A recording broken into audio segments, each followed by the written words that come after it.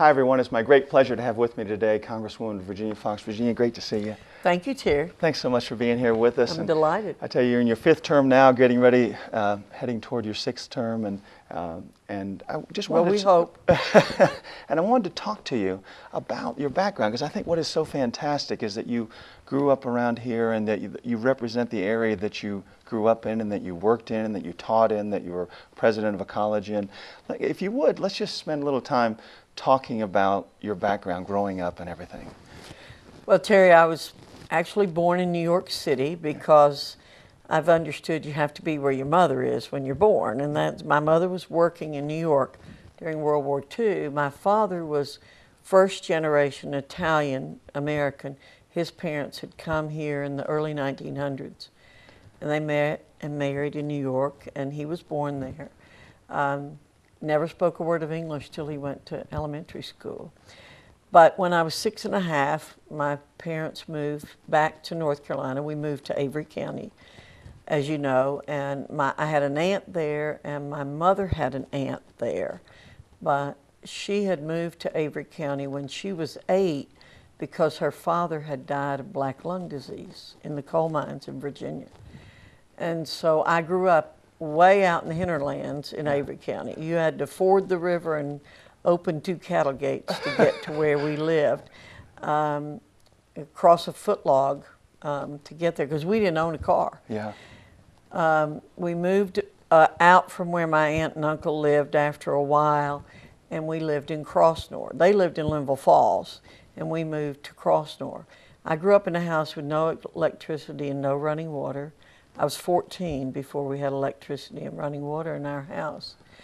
But I was so fortunate to go to elementary school in Crossnore and high school in Crossnore before the schools, of course, were consolidated. Yeah. Because I had really good teachers. We didn't have much by way of facilities, but I had great teachers and a great principal who encouraged me.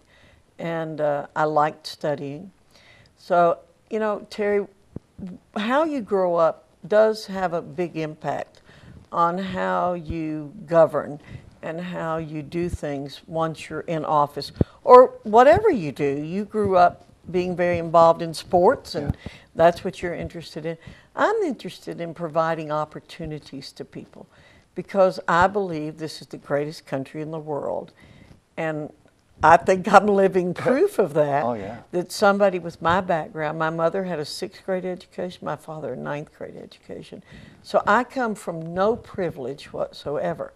But because I worked hard, and because we're in a free country, and because I was able to get a good education in high school, college, got my doctorate, and I've been able to do good things. My husband and I owned and operated a nursery and landscaping business for 30 plus years. Our daughter runs it now.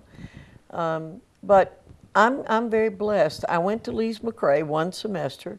I commuted because I didn't have any money. Didn't think about going to college. But my high school year, senior year, my junior and senior years, I was the high school janitor. Yeah.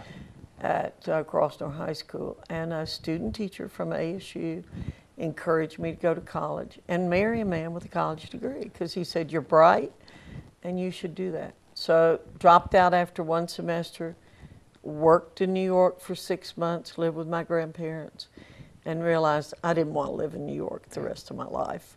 So I came back here, went to Appalachian, met Tom, went to Carolina, worked full-time, went to school part-time, ultimately got my degree in English, came back here, worked at Appalachian, got my master's degree at Carolina, and then got my doctorate at UNCG, driving down to Greensboro 1 or 2 nights a week while I was working full-time. So I've had wonderful opportunities, and education has been really important to me all my life. And I encourage people to go on. I always have. I loved my work at Appalachian.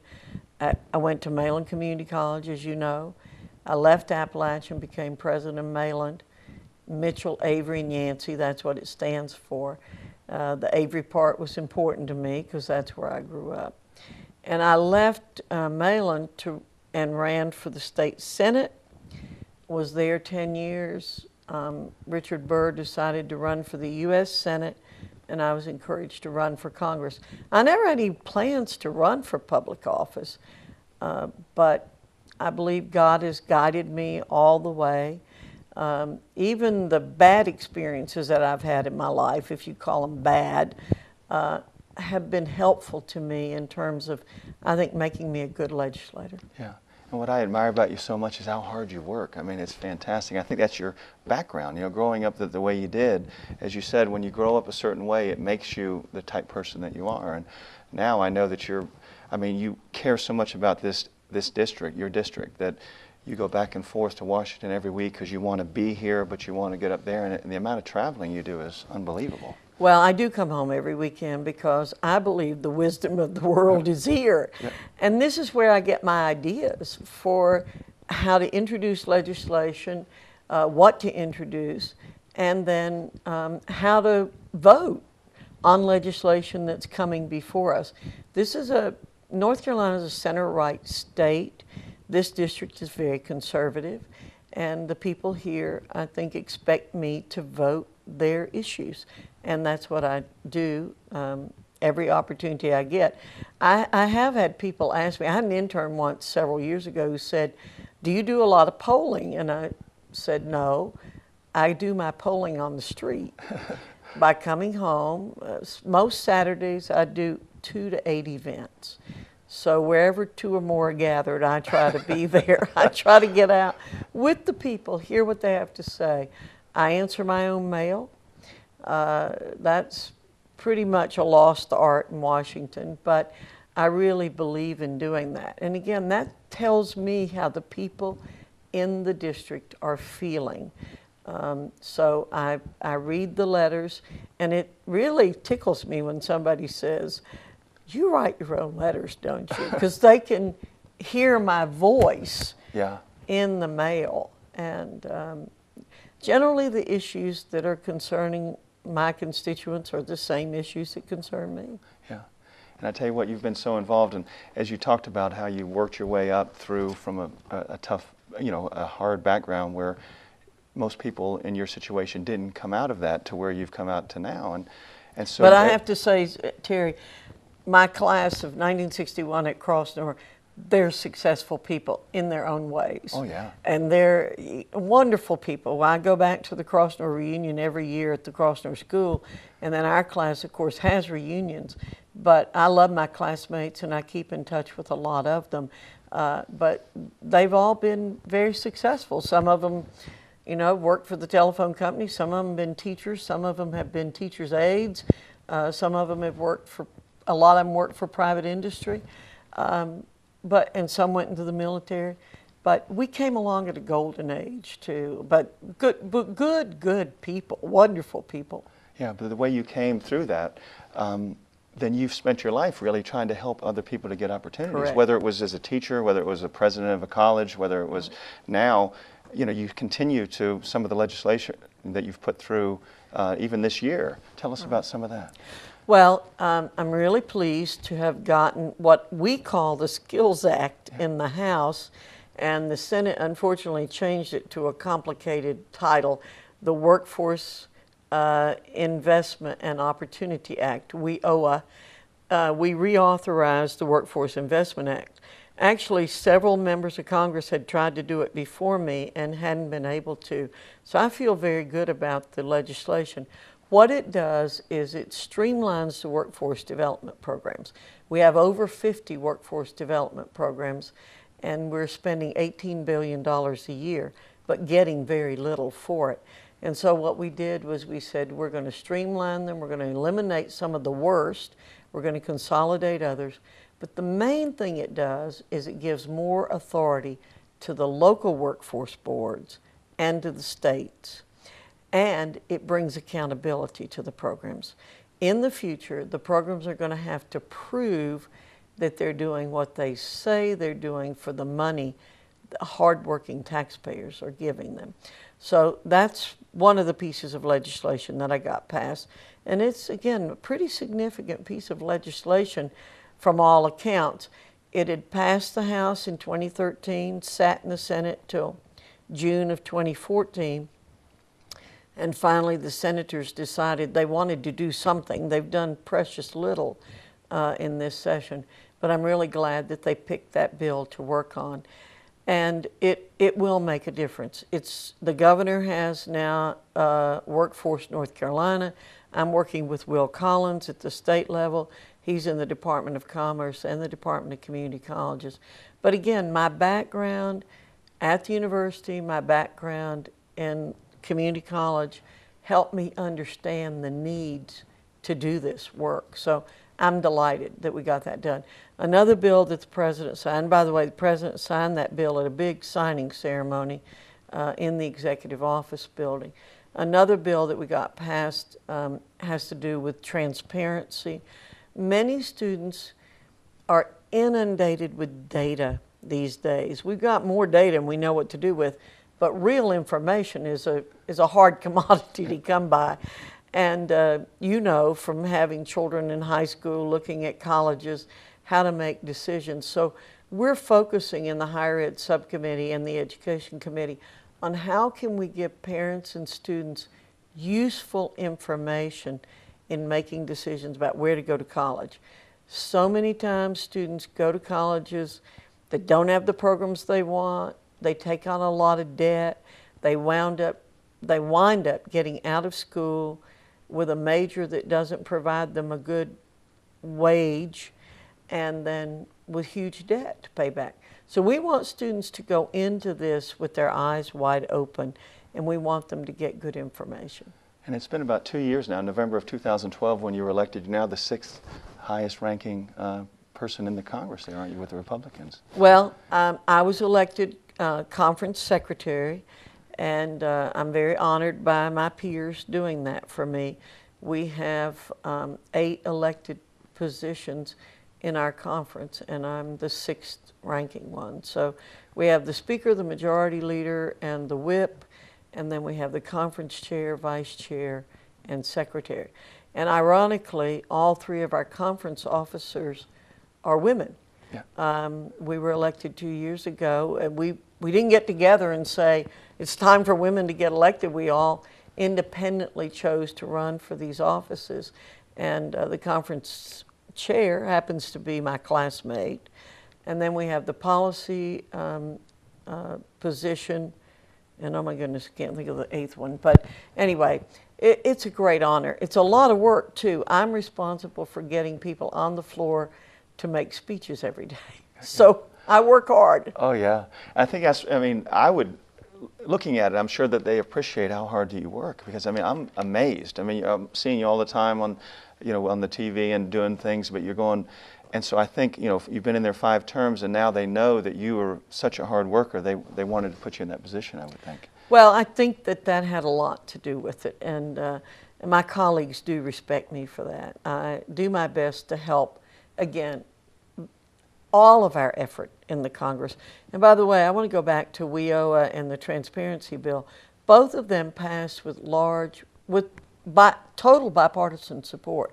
The WIOA bill passed the Senate with only 3 people voting against it, and they were all Republicans. And in the House, I think 4 people voted against it, and they were all Republicans. So just so people know, we do things in the Congress on a bipartisan basis. And right now, education is such a big issue, isn't it, across the country, is. But even in our area here, in your district, in Watauga and Avon, all the counties around this area. And I think your background really helps that, doesn't it? Because very few people that are in Congress have the background that you have to be a teacher and an administrator and a president of a college, and I think that would really be valuable. And I was on the school board too. Yeah. So I was on the school board in Watauga for 12 years. So it does seem like the Lord intended me to stay in this business. But we got probably as many bills through the Education Committee last year as any other committee, which is kind of ironic. We passed a lot of legislation out of our committee because it is an issue that everybody's interested in. Terry, we have 4.7 million jobs in this country going unfilled. And it's because people don't have the skills to take those jobs. And so one of my real passions in life is to help people find ways that they can put their skills to work and get the kinds of good paying jobs that are out there. And that's a real issue in the 5th District. Fortunately, we're attracting a lot of people to come to the 5th District with good jobs, a lot of industries coming here. But our young people need to know where those jobs are. And the community colleges are the key to that. Not everybody needs to get a 4-year degree. People need skills, but they don't necessarily need a 4-year degree.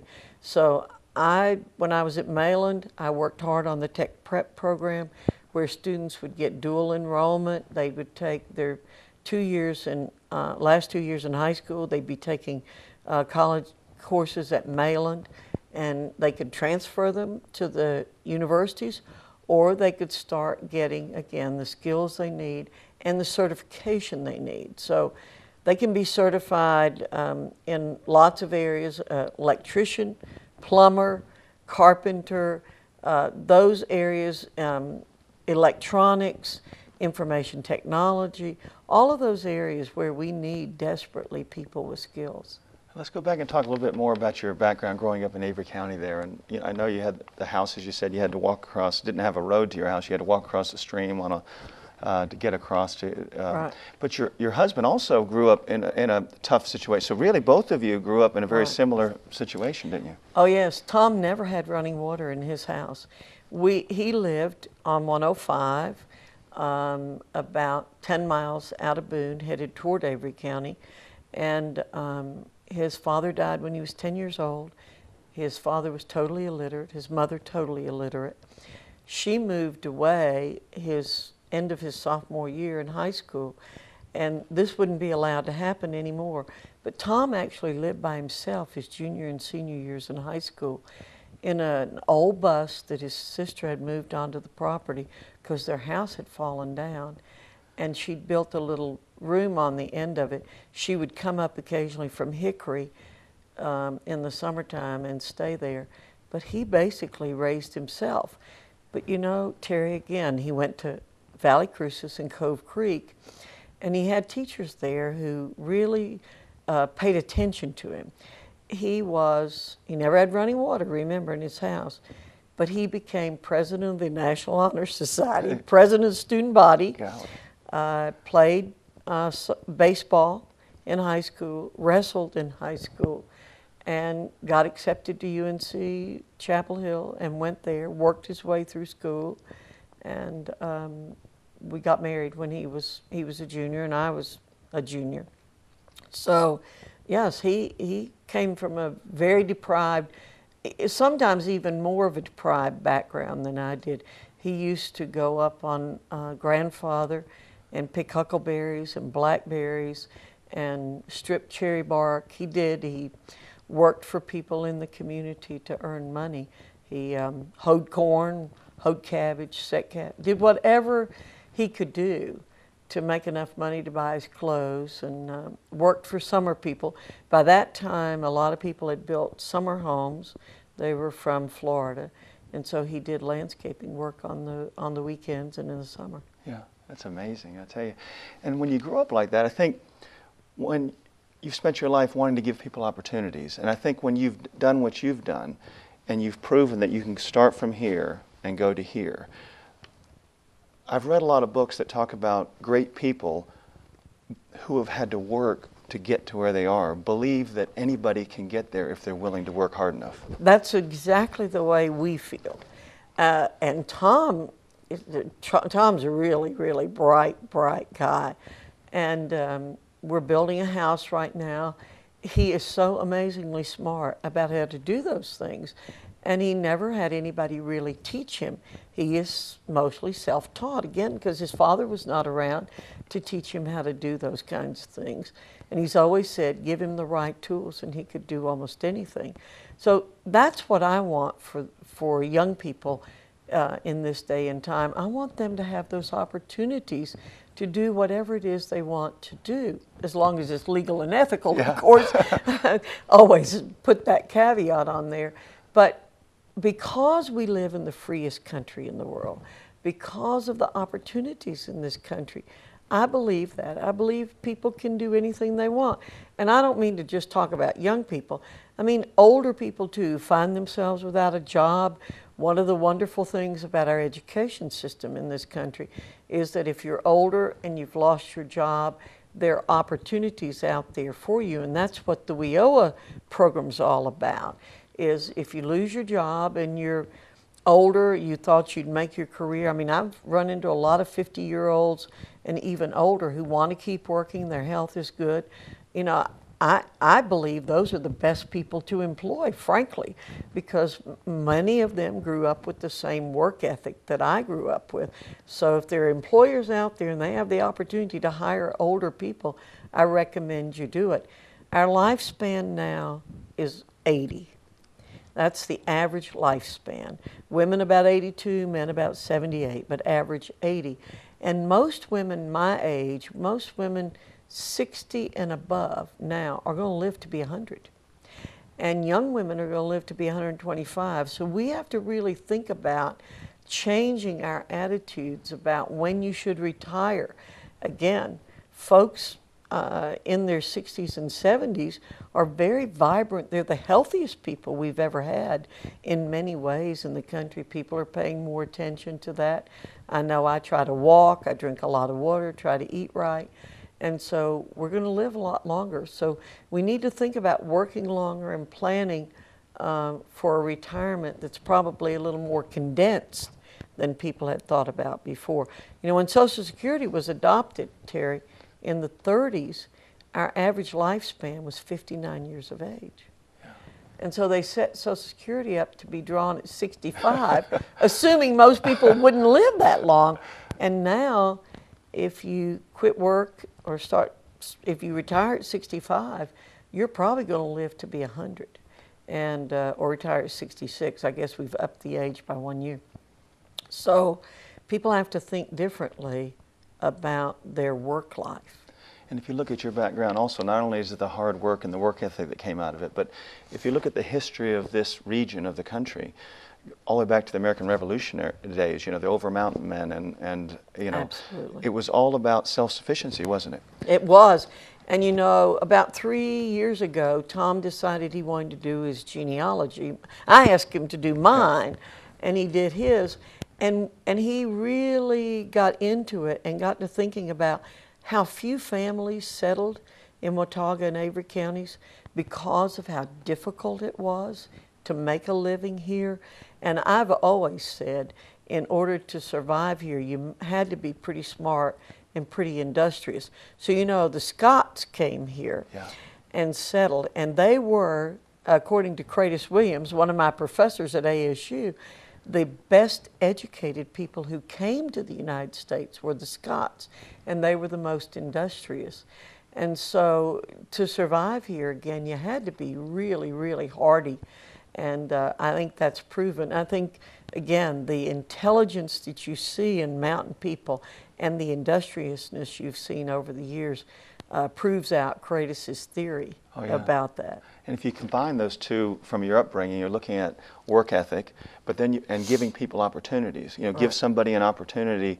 You've spent your life giving people opportunities, but then you also believe that once they get that opportunity, if they want it badly enough, they have to take it and go with it themselves. I often quote two things. One, the Declaration of Independence says we should have life, liberty, and the pursuit of happiness.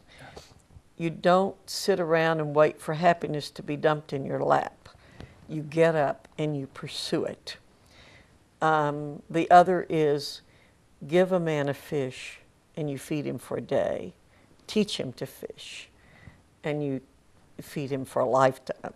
So those two things have had a big impact on my life, because I think those are the way we should be operating.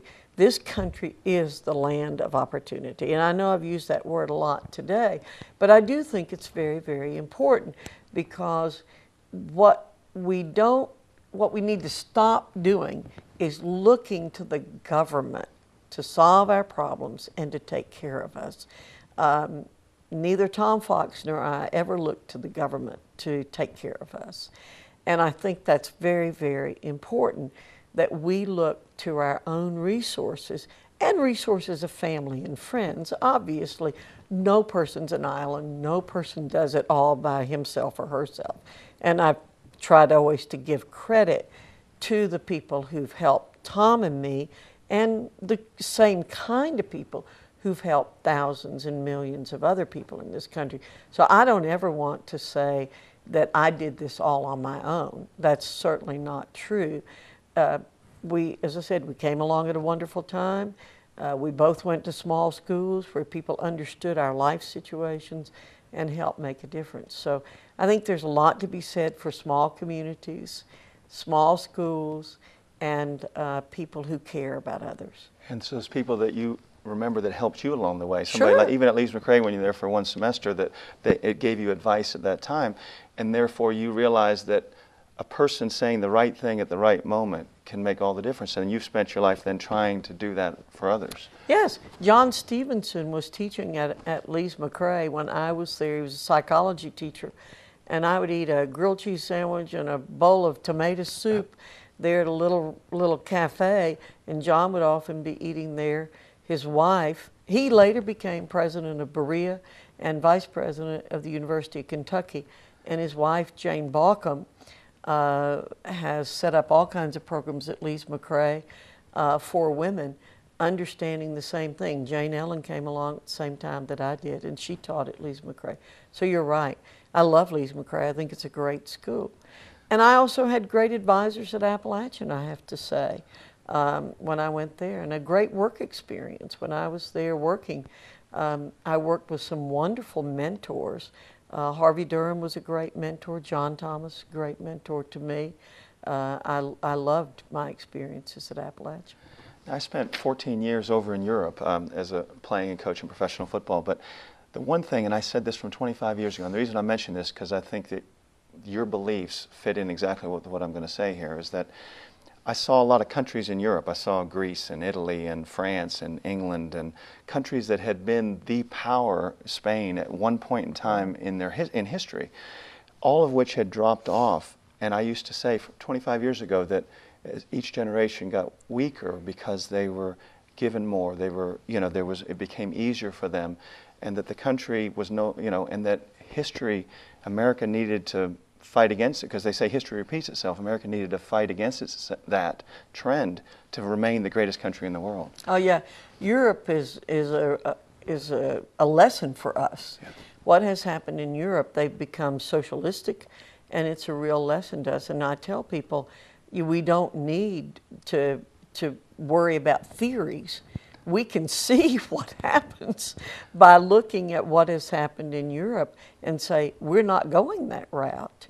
I don't want us to become a failed state, as so many states in Europe have. You just look over there and see that. It's unfortunate, and perhaps they will be able to recover at some point. But it's not looking terribly good for them in many cases. They have high 25% unemployment rates in Spain, I think, right now.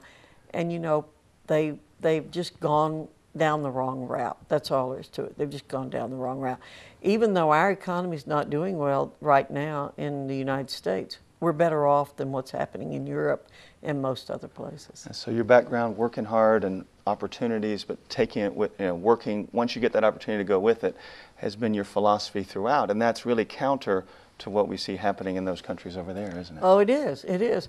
And I don't say that everybody has to work 18 hours a day, 7 days a week, but I think, again, you have to seize the opportunities when they come along and do all that you can with what's there. Because if you don't take the opportunities when they're there, you don't know whether they'll pop up again. Yeah. So as you look ahead to the future, you're right now running for your 6th term. What do you see as the challenges, and what are you looking forward to the opportunities that you can do for these next years coming up? Well, Fortunately, I still have lots of energy. Oh, yeah, you do. And lots of drive. Again, I will listen to my constituents. One of the things I want to do in the next session is to build on something I did this session. I had another bill that passed the House called the Unfunded Mandates Information and Transparency Act. It doesn't fall trippingly off the tongue, UMITA, but it is a bill that would help reduce rules and regulations put on us by the federal government. Because what is happening to us, which happened again in Europe, is our government is taking over more and more control of our lives. And it does it very insidiously by adding this regulation, adding that regulation, adding that regulation, and pretty soon the bureaucrats have you by the throat. And so what I want to do is make that process more transparent, and particularly the cost of that process. What is it that the cost of a regulation is to the industry it's regulating? And unfortunately, the federal government doesn't do what it's supposed to do in that regard. It doesn't publish that information accurately. Otherwise, they wouldn't be able to do the regulation. Oh, yeah. So now as you look back on your time here, you obviously have spent, ever since you were little, in this region. Right. You have a passion, don't you, for this area of the country, the district that you represent? Oh, I do. You know, my favorite psalm is, I lift up mine eyes into the hills, from whence cometh my help. My help cometh from the Lord. I love the mountains. I truly love the mountains, and so does Tom.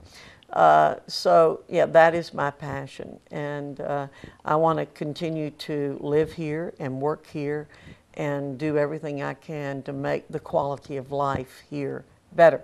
Now, obviously, other people have discovered this area and have come here. You know, back in the 70s, I'd have put up gates if I could have. But we hope that all the people who come here want to appreciate this wonderful country, and particularly appreciate the genius of the people who live here, because they are very, very bright people. And again, they've survived for a long time. So I want to continue to do that as long as the Lord tells me that I should be doing that. So this is where I want to live and do my work. And if being in Congress is not what the Lord wants me to do, then hopefully He'll direct me to do other things where I can use my talents. That's all I've ever wanted to do, is use my talents to help other people. And you did an amazing job, I'll tell you, starting out, growing up here in the mountains, Crossnor High School, then you went on to Chapel Hill, a semester at Lees McRae, ASU, your PhD, or your doctorate from UNC Greensboro, and then teacher at ASU, teacher at Caldwell Community College, the president of Mayland Community College, and then you got in North Carolina Senate, and now into the Congress for the 5 terms. And I'll say one more thing about that, too. I didn't really realize this till I got to Congress. There have been approximately 12,000 men who served in Congress, but only 298 women in the history of the country. And 102 of us are serving right now. So it's especially an honor to be a female and be in the Congress, because so few have served. And that's a real special thing to have happen.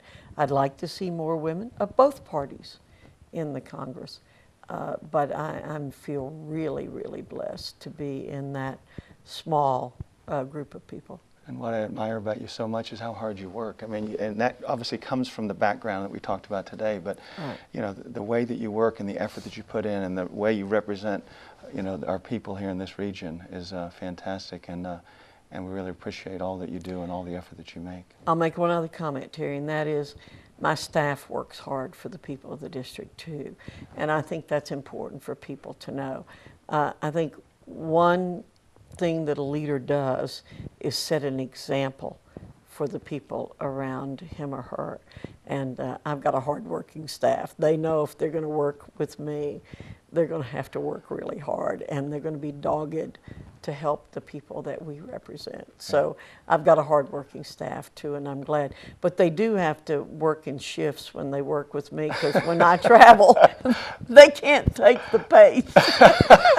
I talk to a lot of the politicians that are, in other ways, whether, in other positions, North Carolina House or North Carolina Senate, and they talk about that you're the hardest worker of them all. It really is amazing what you do. Well, again, I'm blessed with few talents, but I'm trying to spread them out as far as I possibly can.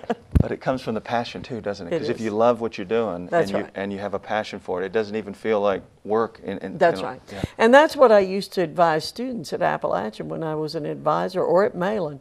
Choose what you love to do, and you'll never go to work. Yeah. That's tremendous. Thank you so much for being here Thank with you, us. Terry. You've done a Thanks. fantastic job, and it's always a pleasure to have you. And it's a pleasure to be with you. And I greatly admire all you've done from your Thank you. days as a youngster all the way Well, to now. you're very kind to highlight that. There are a lot of other people who've worked hard too, and achieved. Thank you so much. Sure. And we're right back with more of the Mountain Television Network.